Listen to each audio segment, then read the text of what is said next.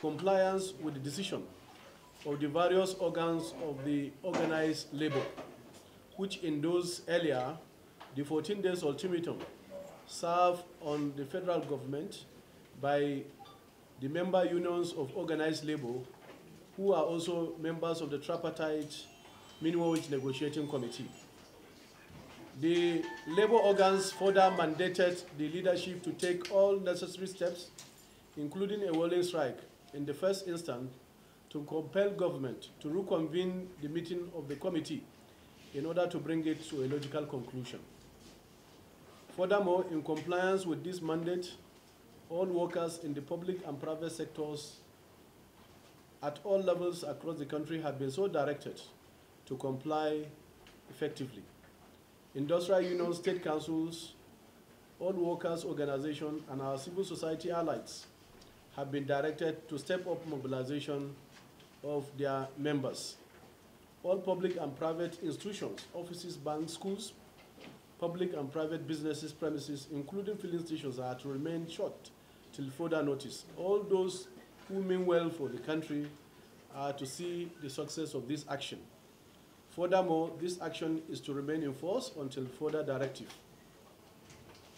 Although the issue have been much in the public domain, for the purpose of this strike action, we find it necessary to try to once again further inform the public.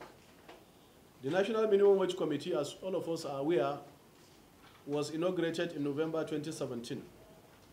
This is precisely almost 2 years behind schedule because of the fact that the 2010-2011 minimum wage negotiation agreed unanimously at the tripartite committee level that a 5-year cycle will be very patient, patriotic, and have exhibited very high sense of responsibility by waiting this long. And clearly speaking, all of us could also remember the reaction of the workers when it comes to the centrality of this issue of minimum wage, precisely during the May Day 2017, where workers reacted to say that it cannot be a time without ending. It took the intervention of the Vice President of the Federal Republic of Nigeria in the 2018 May Day to try to pacify workers and give them all the assurance that the minimum wage will actually be delivered as and when due. And therefore, nobody can say at this point in time that workers have not exhibited all the necessary patience, understanding that is required. And therefore, this action is as a matter of last resort. Let me also make the point very clearly that when organized labor decided to issue the 14 days notice, no consultation had been made, period to now. I think it's only this morning that efforts have been made. And therefore, we remain very patriotic in ensuring that what needed to be done is actually done.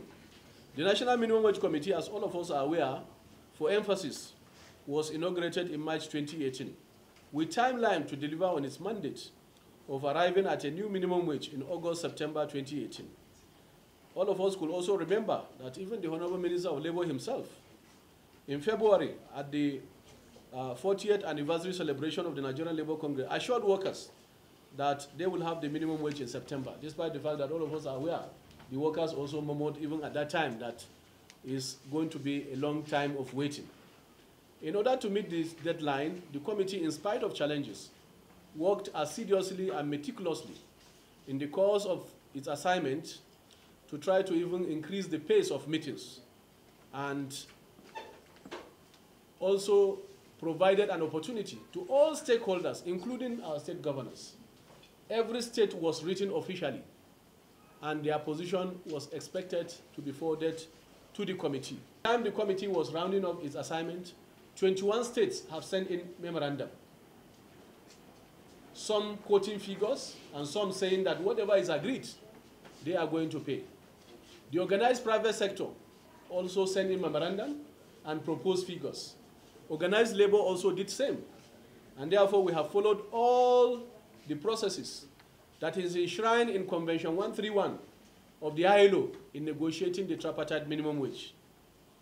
This was the reason why organized labor was therefore outraged and was also shocked by the unilateral decision of government to adjourn the meeting of the committee sine die or indefinitely to allow for consultations.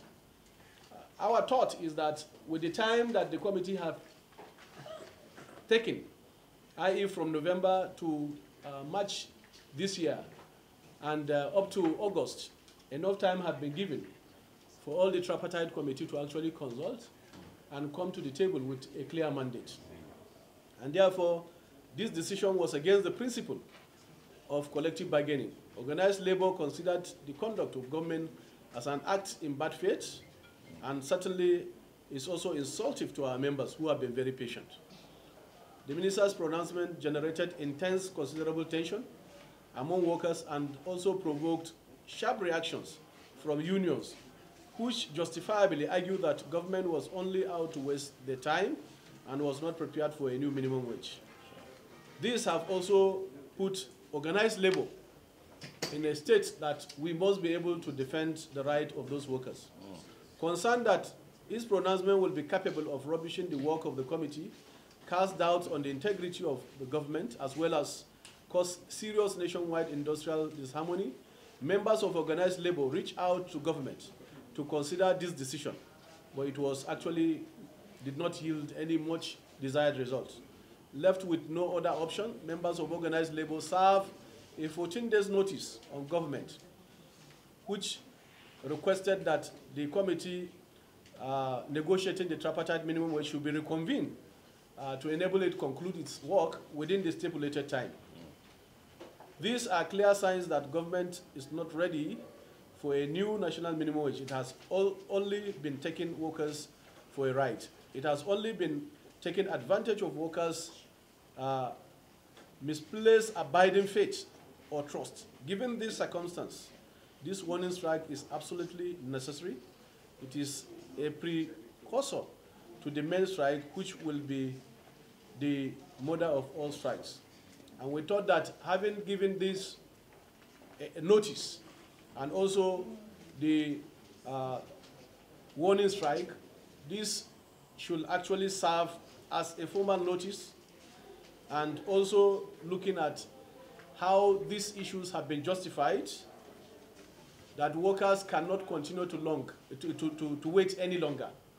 Workers have, as I said earlier, demonstrated an uncommon patriotism, and therefore the justification for a new national minimum wage cannot be over-argued, and it is about salary earning Nigerian workers.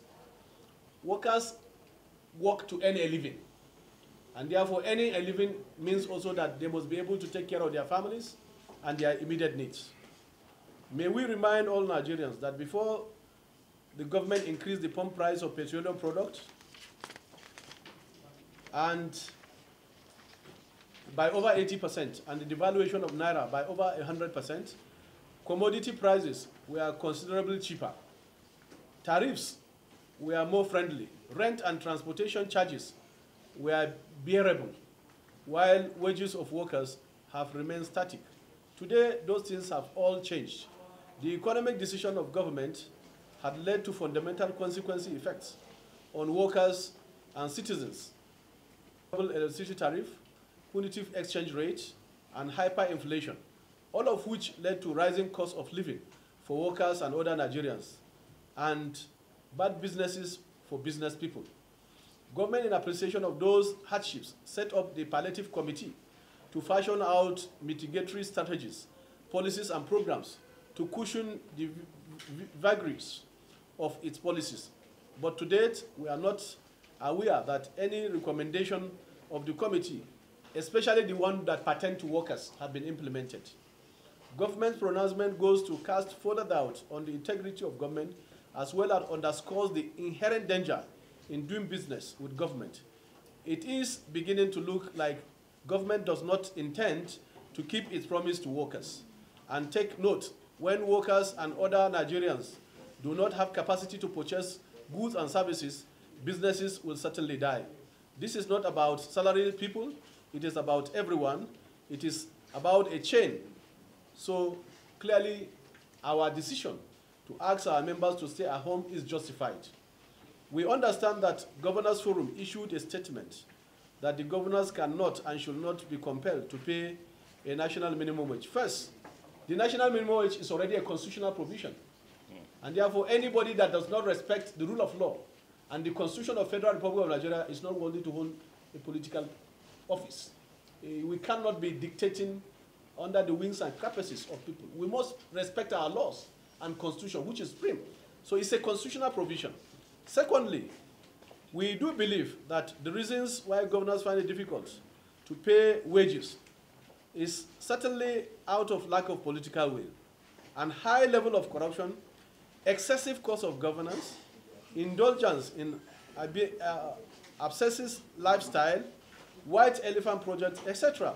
In any case, while commending the governors that have indicated their readiness to pay the national minimum wage, and many of them have done so in writing, we advise those who are not prepared to pay the minimum. 21 states have sent in memorandum, and they have quoted figures. So we have followed all justifiable process. In any way, all of us are aware that the problem and challenges of lack of good governance in Nigeria, as I've said, is essentially about corrupt tendencies, where public funds are usually diverted. All of us could recall what has happened to the bailouts and even the Paris Club reform. So essentially our challenge in Nigeria is not about lack of resources.